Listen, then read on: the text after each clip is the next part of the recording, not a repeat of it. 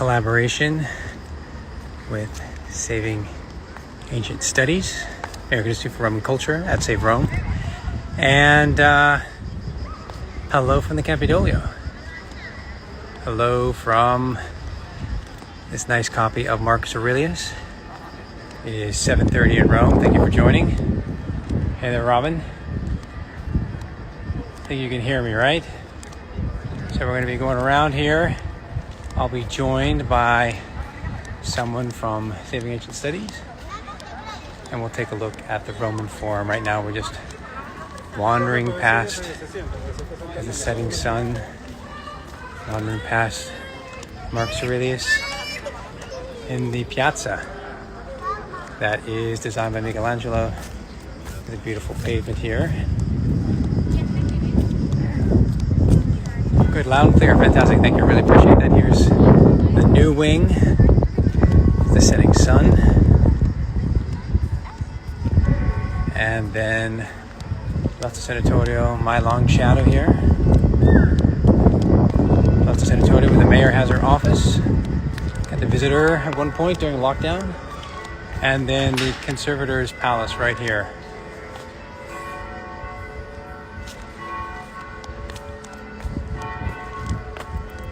And we have an online course. If you want to check it out, it's ancientromelive.org. Just go to the online course and join us. It's Architecture and Engineering. And we'll be taking a look at some engineering here. A lot of ancient marble statuary here gets reused. I'm an archaeologist, if you don't know me. Yeah, it's good stuff. And, you know, people are trickling in, and then we have a green pass. It's great to have the green pass. You can get in anywhere.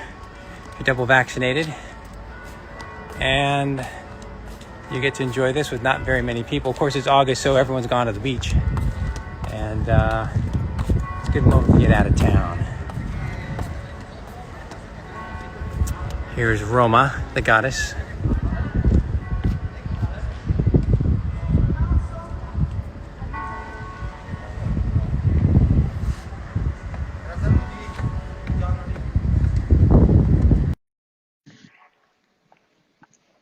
So, yeah, ancientromelive.org. Hey, how you doing? Hey there, Darius. How you doing? Good. Let me just flip this around. And just enjoying some cool breeze. It's been a little hot.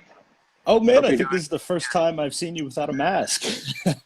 Oh yeah, we got no masks, and oh my goodness, the vaccination rate's gone up big time, and now they've created an green pass, which means if you want to go to a movie theater or museum or whatever, you have to show that you're double vaccinated. So this is Oh, that's fantastic. something you can do relatively easily in Italy compared to America, because America has the independence of all the states, and we don't have. It's just everything's on a federal level, so it's very. Okay. It should make things a little bit better. And Yeah. and what we'll do is say who you are and what you're doing, and I'm pivoting around here. So we're Yeah. in Michelangelo's So Piazza Campidoglio. my name's Evan Bowers. I'm here for SASA, which stands for Save Ancient Studies Alliance. We're an organization that is trying to stop the downward trend in the study of ancient studies through collaboration and scholarship with organizations like yours.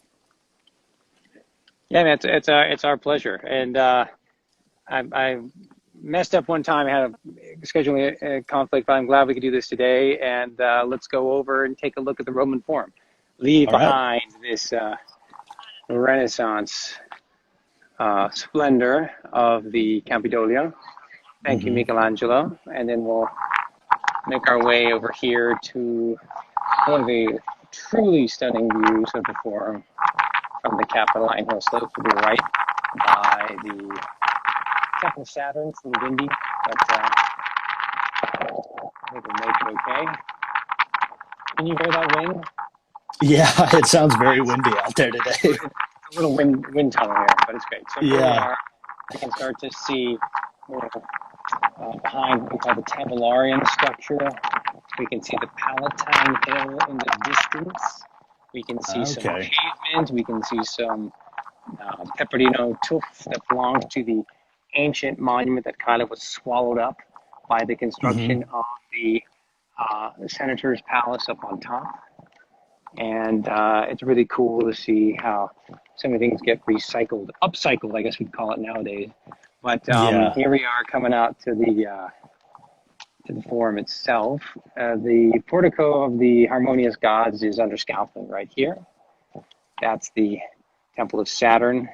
And these two structures here, the Temple of Saturn and the portico of the harmonious gods, are pretty much the two last pagan structures basically reconstructed in the end of the 4th century AD.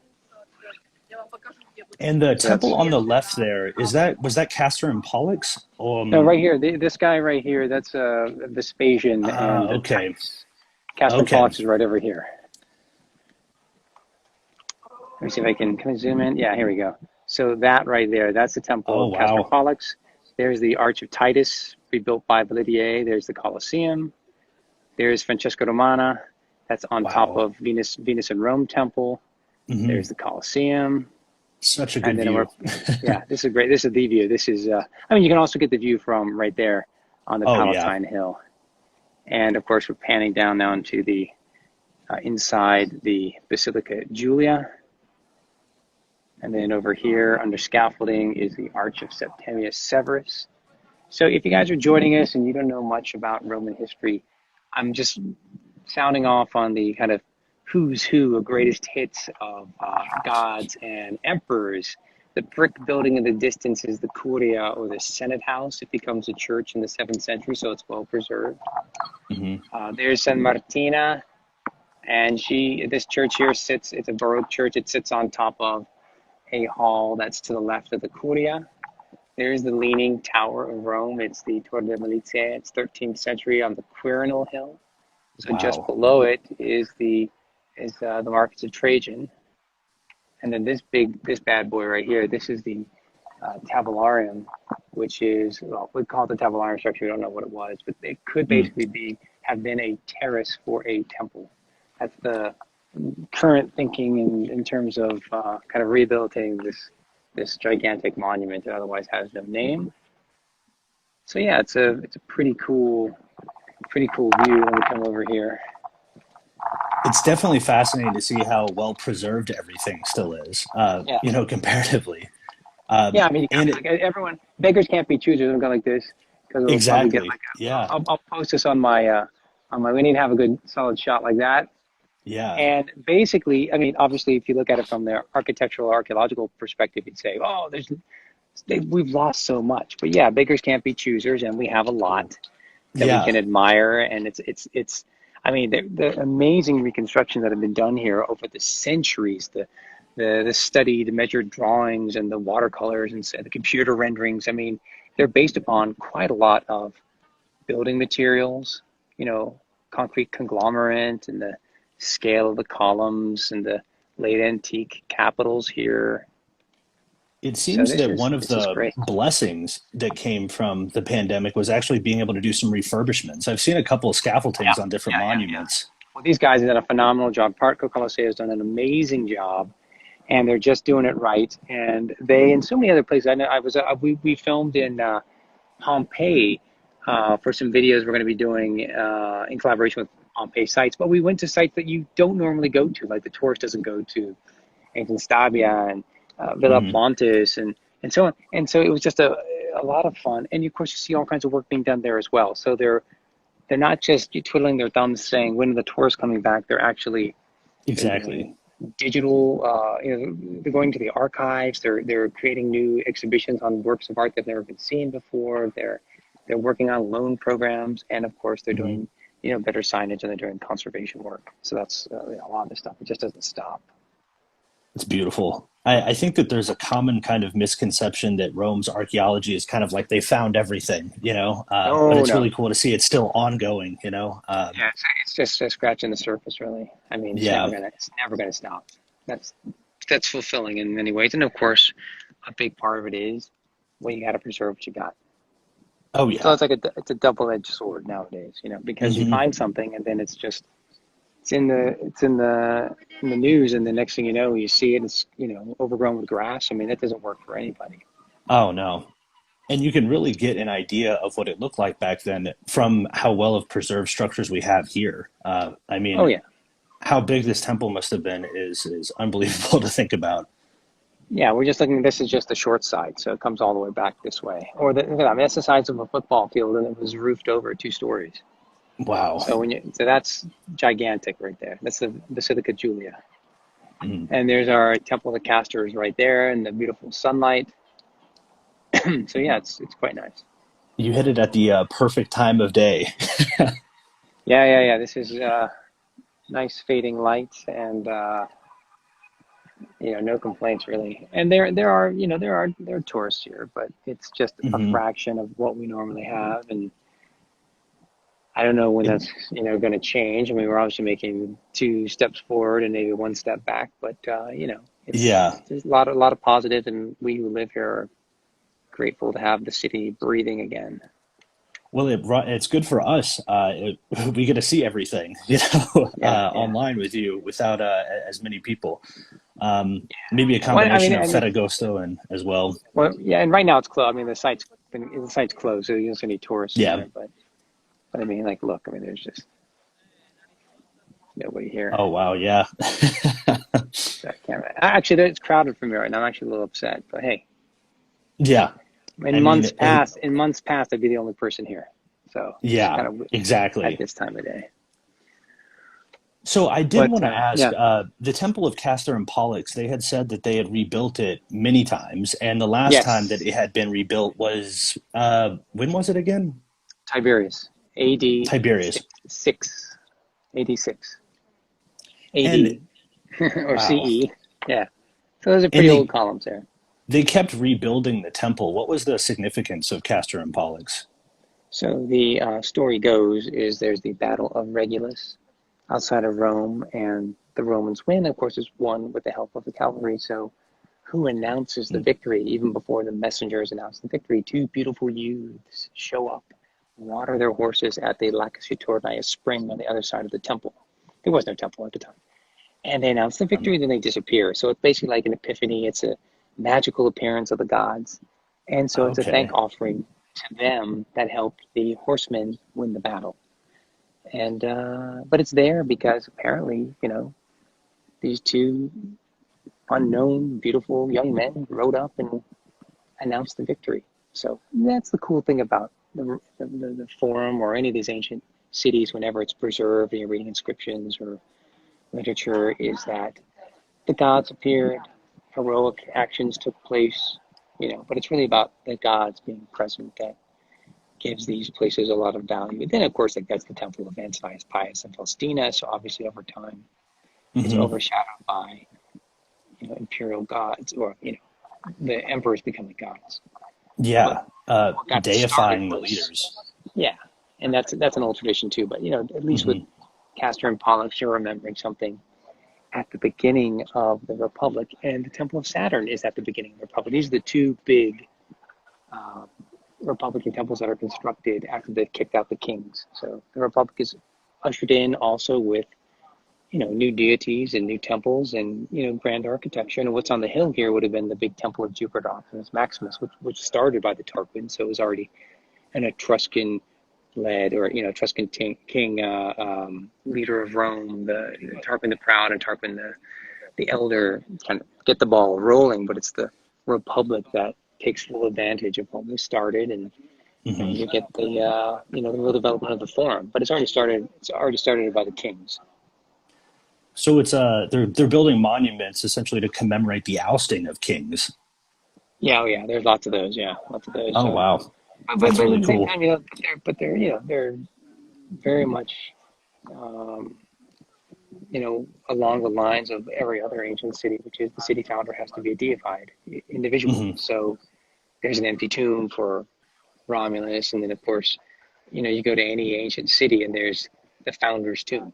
So the idea is that those guys are obviously extraordinary people, sometimes descended from deities, and they're the ones that have that wherewithal to start the city. So it's an old concept to worship great, Yeah. men in their history, and then obviously it gets transferred to the imperial family later on. Yeah.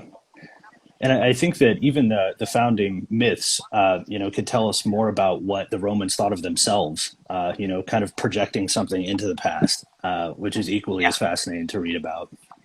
exactly. Yeah, and it's all. That's when we're going to have more information and more written literature, and they're kind of parsing through their stories and trying to make sense. You read Livy, you read Ovid, you read these ancient authors, and Yeah, you're getting a sense of how they're interpreting their old stories and retelling them in a new way. And that's a lot of fun. Literature. I mean, you get the whole package here. You get literature, you get archaeology, you get architecture, you get art, and of course, archaeology is a lot of use of new technologies, DNA analysis, and non-invasive, GR radar, whatever, ground penetrating radar. So there's a yeah, whole lot of things lidar. going on here with all the ancient studies. Hmm. And Rome is just obviously one of many ancient civilizations that Hmm. we could be talking about, but Rome obviously provides a great backdrop to make connections to a lot of people, especially in Europe. I mean, it's kind of a no-brainer because your city was probably founded by a Roman. Yeah, exactly. I mean, they don't call Rome an open air museum for nothing, you know. Yeah, It's exactly. you walk around and you see history all over the place. Yeah. I did want to ask one question. We kind of passed by it in the piazza back there on Hmm. Campidoglio. And I had heard this a couple of years ago, and I was wondering if it was true or not, is that they Yeah. originally mistook Marcus Aurelius on the equestrian statue as Constantine for a Yeah. long That's one. time. Yeah. That's an old one. Yeah. So it's like, why not melt that down? Well, because he is. I mean, whether or not they just do that to preserve it or they were really Yeah, honestly confused. But yeah, the bottom line is, thankfully for us, they didn't melt it down. So think of everything wow. that was lost. Think about the hundreds of bronze statues that were melted down. Think of the tens of thousands of marble statues that we don't Yeah. have. And of course, all the greatest stuff. We don't have anything. We don't have anything that was a signed work of art by a master that is described in Pliny the Elder. So we don't even have the best stuff. Yeah. The stuff that does survive is last tour that we did. We did Hadrian's Column, which was Right. unbelievable. That was so well Trajan's preserved. column. Yeah. Oh, Trajan's column. Trajan's Right. Column, Right. yeah. Right. Yeah. Yeah. It was unbelievable. Some of Yeah. the stuff that's still here today.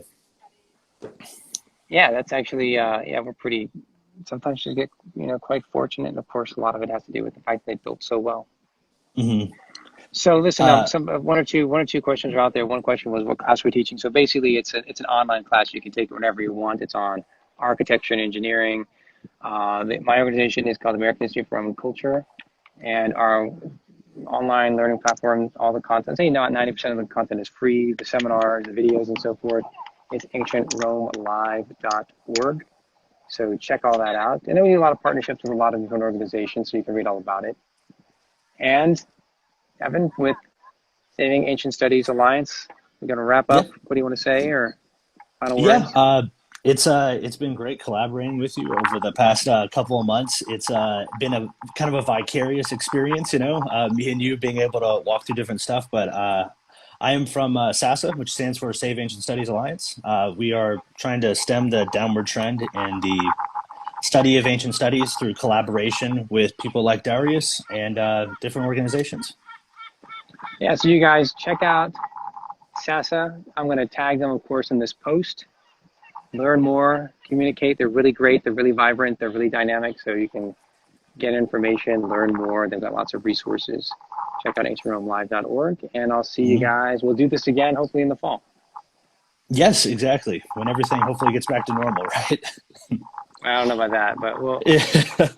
as normal as it's going to be for a while. Cautiously optimistic. Very, very optimistic. Yes. All right, you guys Exactly. take care. All right, take care. Enjoy. Bye bye. All right.